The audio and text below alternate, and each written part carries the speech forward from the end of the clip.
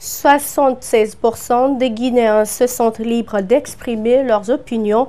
C'est ce que révèle une enquête de l'équipe de StatView International. Elle a présenté son rapport ce mercredi sur les thématiques comme la migration, les violences politiques, les médias et la liberté d'expression en Guinée. Mariam Fodé Camara et Aboubakar Dine Camara. L'équipe d'Afrobaromètre a interviewé 1200 citoyens sur les questions de migration, de violence et de la liberté d'expression. Ce travail de 18 mois a produit des résultats sur certaines thématiques.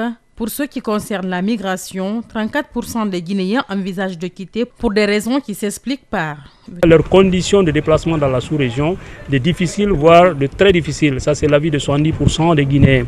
Vous avez aujourd'hui aussi, les statistiques ont montré que les Guinéens se déplacent beaucoup. Les Guinéens bougent beaucoup puisque 30% des ménages guinéens nous ont déclaré qu'ils ont eu un parent qui a vécu ou qui vit à l'étranger. En matière de violence en général et politique en particulier, près de 3 Guinéens sur 10 craignent les violences dans leur quartier. 6% des citoyens ont déjà été victimes d'agressions selon les résultats des enquêtes. C'est que la violence a gagné du terrain en 2017. Ceux qui disent qu'ils ont été physiquement agressés pendant les manifestations ou d'autres, dans d'autres situations, cette proportion a doublé.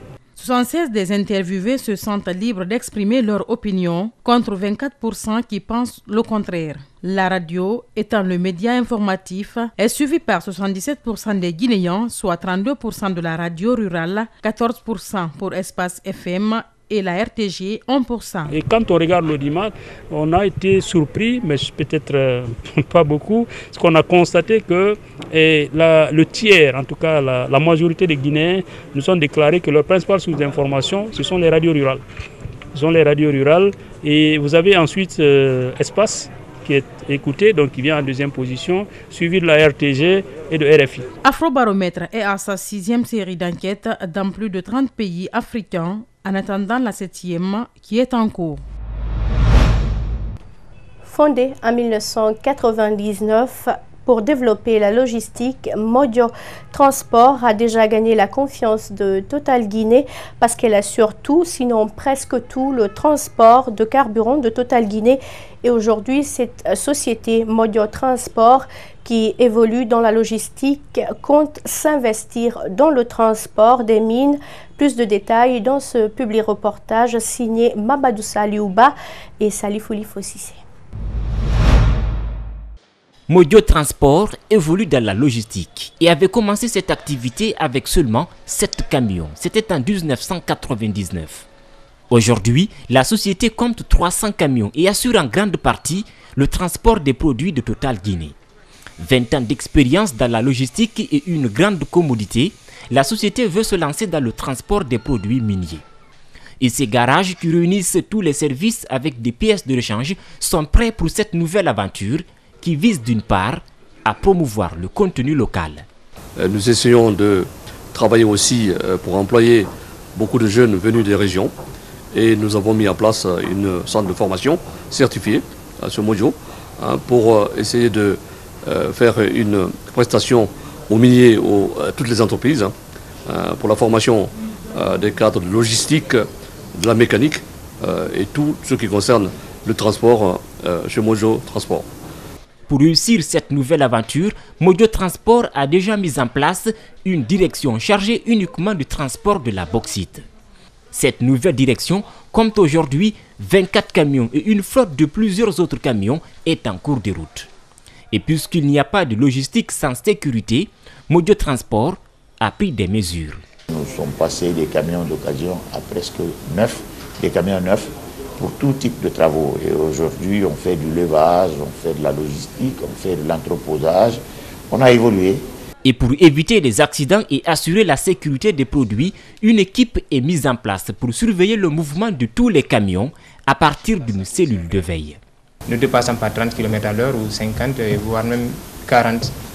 Donc dès que ça sonne, tout est paramétré ici. Dès que ça dépasse à ces kilométrages conventionnels, ça sonne automatiquement dans la machine. Et directement, on t'appelle pour t'alerter. On te voit dès que ta position en temps réel. On te suit de Conakry jusqu'à Yomou, partout où tu pars en Guinée, on te suit. Ces derniers temps, les sociétés minières affluent dans le pays. Mojo Transport compte développer son domaine de compétence qui est la logistique, mais aussi d'autres secteurs d'activité comme l'immobilier et le transport maritime pour répondre à la demande des miniers. Parlons santé maintenant. Un ressortissant guinéen vivant en France a fait don de plusieurs matériels de contrôle de diabète, des produits pharmaceutiques, des kits de pansement à l'hôpital national d'Anka. Mohamed Doumbouya, le donateur, exprime de cette façon sa solidarité aux personnes porteuses de cette maladie chronique et silencieuse. Le chef de service d'endocrinologie, diabétologie et maladies pandémiques salue le geste et promet une utilisation judicieuse. Mamadou Boléré Diallo et Salifouli Fossissé.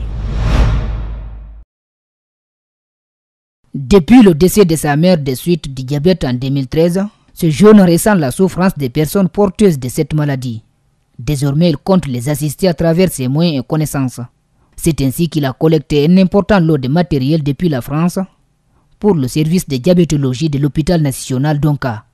J'espère que ces petits dons que je viens de faire, ça servira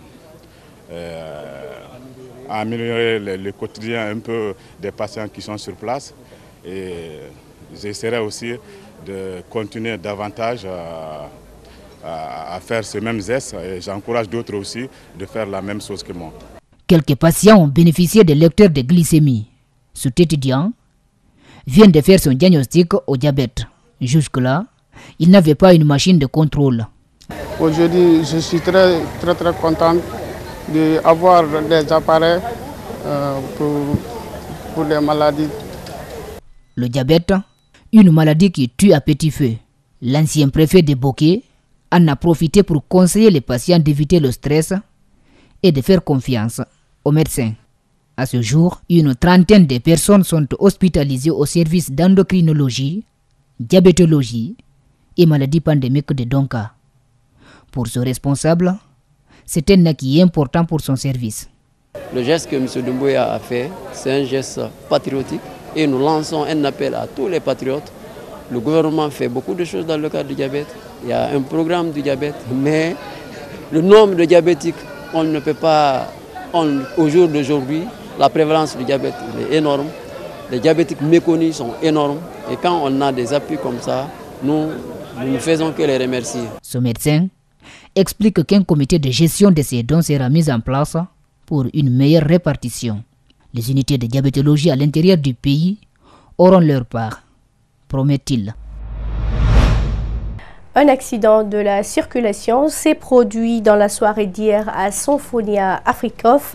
C'est un camion chargé de granit qui s'est renversé sur une voiture de marque Mercedes. Bilan, un mort. Les deux véhicules ont été complètement endommagés. Reportage Malik Sangiana Kamara et Ibrahim Assori Kamara. L'accident a fait un mort.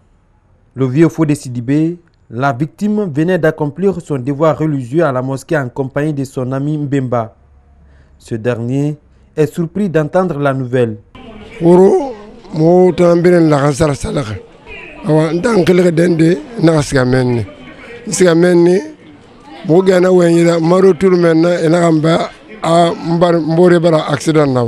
C'est cette vieille benne remplie de granit qui est rentrée en collision avec une voiture complètement broyée. Le système de freinage du camion benne serait à l'origine de l'accident. Bon, le camion là était en train de descendre. Il a perdu le contrôle au niveau du carrefour Nirgia. Donc il est venu au carrefour ici, là, il a renversé. Il y avait un mototati qui était là. Il y avait un enfant qui était sur là-dessus. Mais lui, il a eu la chance. Il a pris l'enfant et une voiture Mercedes là, de marque allemande. Donc il est allé les faire tomber là-bas. On a appelé un gris. Gris est venu, il a soulevé un peu. On les a fait sortir sur la voiture, sur le camion. Donc on a vu qu'il y était deux personnes là-bas. On les a pris, on les a envoyés à l'hôpital. Il y a eu un décès là-bas. Le petit frère du défunt qui était au volant de la Mercedes a survécu à la scène. Il explique comment il s'en est sorti.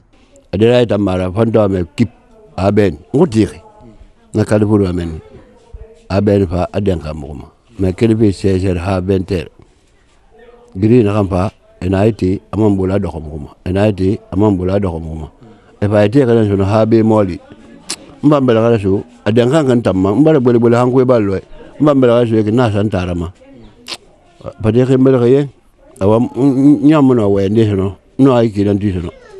Cette partie de Symphonia appelée Afrikof est devenue une zone accidentogène, témoignent les citoyens du quartier. Aux environs de 5 mois, il y a plus de 3 accidents graves mortels ici là.